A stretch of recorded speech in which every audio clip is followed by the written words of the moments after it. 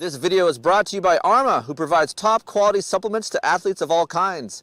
Riders like Nick Way, Chad Reed, Jeremy McGrath use them for pre, during, and post-activity applications. Be sure to head to armasport.com and use the code RACERX. That's RACERX, no spaces, for 20% off your first order.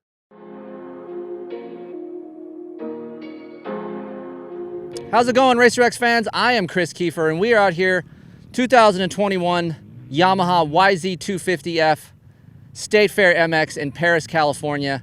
It is October. It is still 98 degrees, but we are here nonetheless to try this brand new YZ250F out.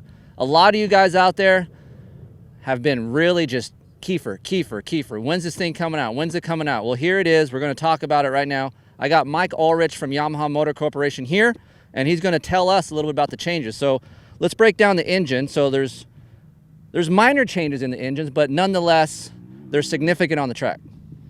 Actually, you're wrong. The engine's all new, basically. We have brand new crankcases, the transmission's revised, new clutch, new head, new intake, new cam. So yeah, basically the engine is new.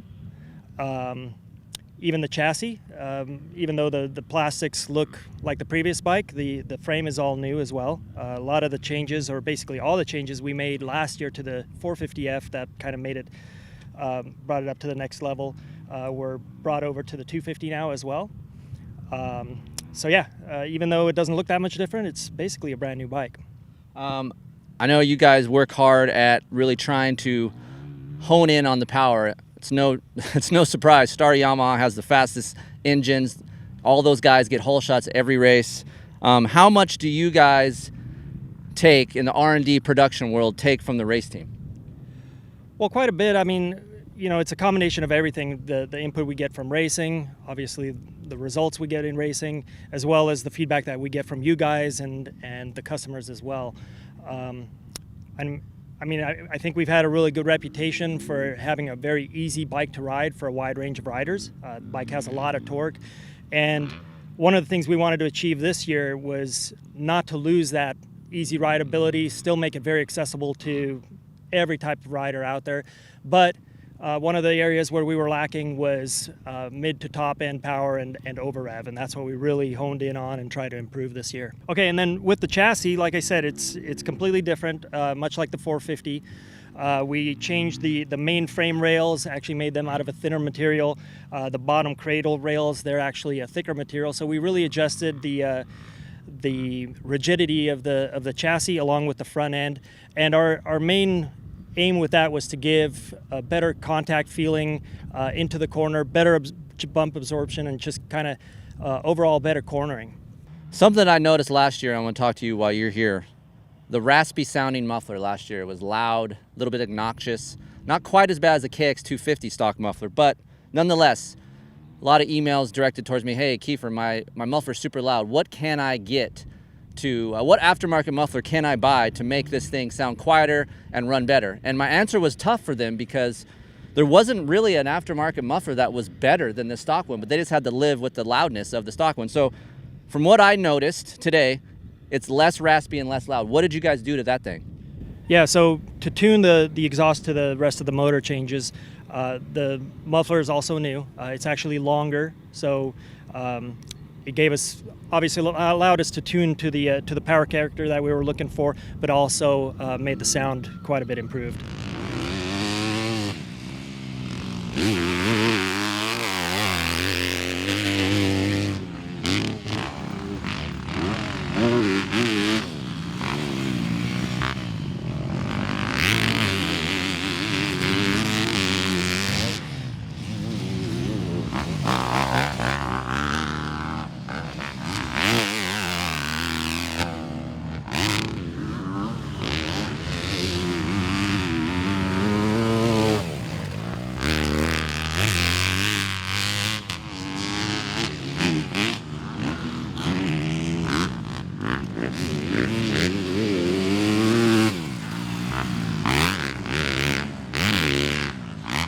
So out on the track, what did I feel? After you heard Mike's little spiel, sometimes, you know, what you hear is not always what you feel on the track. But for this bike, for me, Out of all the 250s that I ride, and I don't ride 250s a lot, but when I do, I like to have some torque. It's no surprise, Yamaha has the most torque in the 250F class, period. That hasn't changed. I could lug this bike more than any other 250F that I've ridden this year so far. And for me, I got a chance to ride the 2020 bike today, and this is cool about Yamaha. There's not a lot of manufacturers out there that allow that. I will go to some of these intros and they say, hey man, we don't want you riding the 2020, we don't want you to compare, but Yamaha is willing to do that. So I do that just for myself to see where we're at in the new year and is this bike better for you guys out there and worth the money. So for me, what I felt with the 2020 was the torque is similar. This 2021 has a freer revving feel. And what that does translate on the track, today at State Fair, it's deep in a lot of areas. It's ready for California standards.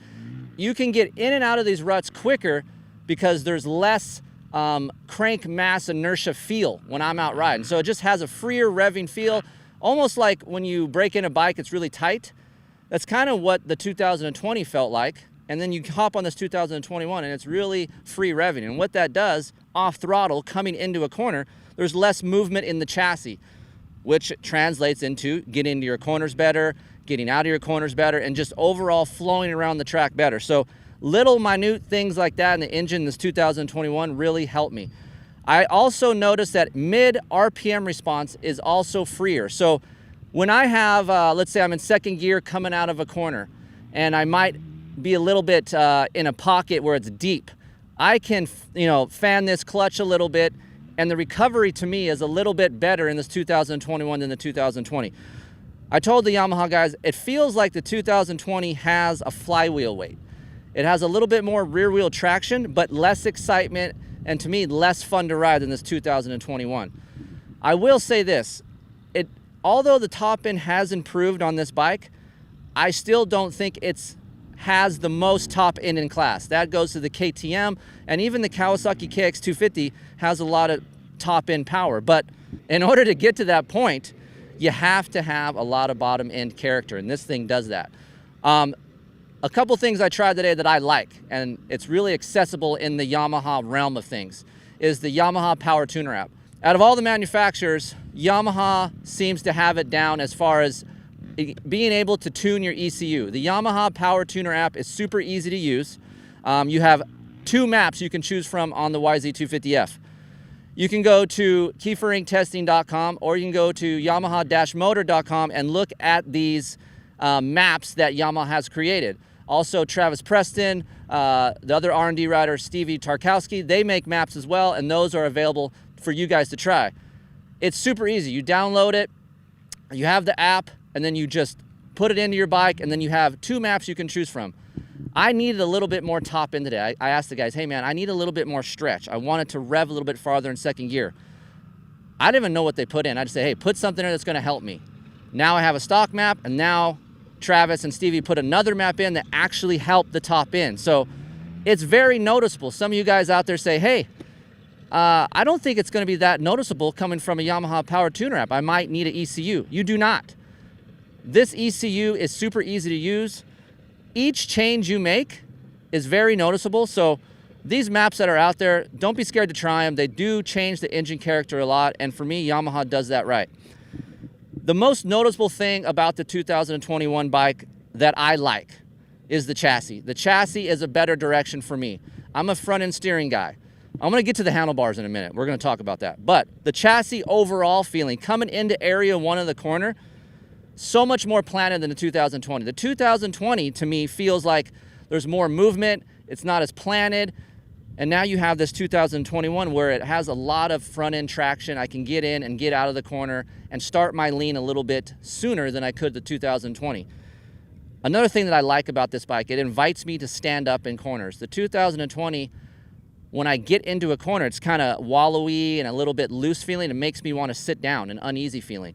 This feels planted, so I can stand up in these long ruts. You guys can watch the video. I'm sure we have some of that. And it makes the riding portion a lot easier. You always want to work smarter, not harder. This chassis allows that. Suspension. Rode the 2020, felt a little bit soft. Like I said, coming into the corner, a little bit loose. The 2021 version, a little bit firmer, has better hold up, And like I said, less pitching. That has something to do with the engine character as well. But for me, it's just nice to have a flat feeling bike when I'm wide open and then I'm braking really hard. I like not getting a lot of front end dive. This has less of that. So coupled with the engine that's freer feeling, a stiffer suspension feel, for me, easier to ride, better in the ruts, and for me, that makes me smile. So as far as the cockpit goes, for you guys out there wondering, hey, Keefer, do you put you leave your mounts in the forward position or the rear hole? I've always been the guy that put the mounts back, old school stock position. In 2020, the YZ450 came with the bar mounts in the front hole. I left that here today on the 2021 YZ250F. Those also come in the front hole. So I really tried to give that a whirl today. And although I probably will end up going back because I like that feel in the corners, what this does, it does force you to ride over the front a little bit more. So it opens up the cockpit a little bit more. Out of all the bikes, the Yamaha, for me, I'm 6 foot, it has a small cockpit feel. So the rider triangle is not cramped, but it is a little bit smaller feeling than other bikes. What I do appreciate about the Yamaha is the pegs feel up higher. So when we do have these ruts here at State Fair, I don't grab my pegs as easy as a Kawasaki or a KTM. This has a little bit higher of a peg feel. Now with those bar mounts forward, I can get over a little bit on the front end more. But for me, I'm a creature of habit. I like what I like. I'm gonna move those things back, but that's the option. It's cool to have that available to you guys out there. So if you're taller, leave it in the stock position. If you're 6 foot, 5'11", maybe try it moving back. Doesn't hurt to try. You have options here with the Yamaha YZ250F. Moving on to the brakes. Yamaha changed the rear brake from a 245 to a 240. What I did notice, and actually I just got told this not too long ago, I did notice the rear brake is a little bit less grabby. So when I come in a corner on a 2020, it's real touchy. A little bit better modulation on the rear brake for 2021.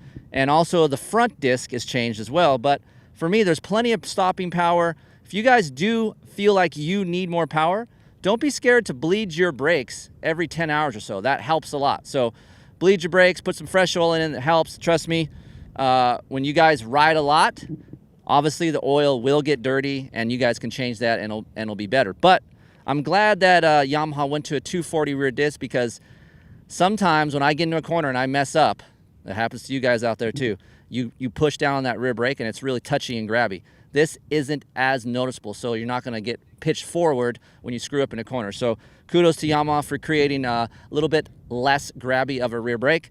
And also, I'm gonna nitpick a little bit. Bridgestone X20 tires, I'm not a huge fan. I'm not a huge fan of Dunlop MX33s.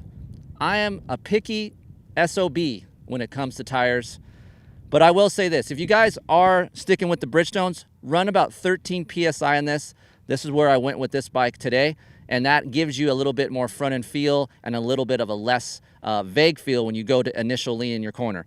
Also, as far as suspension settings, I went to a 105 sag. If you guys can get around 104, that's good. I know Yamaha recommends a little bit higher this year, so 102 to 105, try to get in that range. But that is most important. When you do pick up your bike, please, please, please check your sag. That makes the bike handle a lot better. I stiffened up my fork 2 to 3 clicks and slowed the rebound down, because as this track developed today, it got deeper and it got more bumps. So I wanted a little bit more hold up, and then I went a little bit stiffer on the fork. I did slow down the rebound on the shock a little bit, but for having a stock bike, I'm 172 pounds. It's really comfortable. I mean, KYB, they know how to make really nice, comfortable suspension. Yamaha's been having a spring fork. They kept with this SSS fork for a long time. They didn't back out of it, and thank God, because there's a lot of comfort here. So overall, for me, 2021 YZ250F, initial impressions, a better bike. It's worth the wait. So as you guys know, they're probably out in dealers right now. 2021 YZ250F, $82.99 at your local Yamaha dealer. So we're gonna continue to ride this thing. We're gonna beat it up a little bit, and we're gonna try to give you guys a little bit more settings, some feedback. Probably within about a few weeks, we're gonna ride some different tracks. So stay tuned to racerxonline.com or keeferinctesting.com. If you guys have any questions, Kris at keeferinctesting.com. I'm happy to help you guys. And don't forget, RacerX has a publication. 12 issues is not that expensive, around 20 bucks. Get a 2021 calendar. Who doesn't like calendars in the garage? They're not pinups, they're just dirt bikes. That's cool too. Subscribe, get a calendar, do yourself a favor. See you on the next go-around.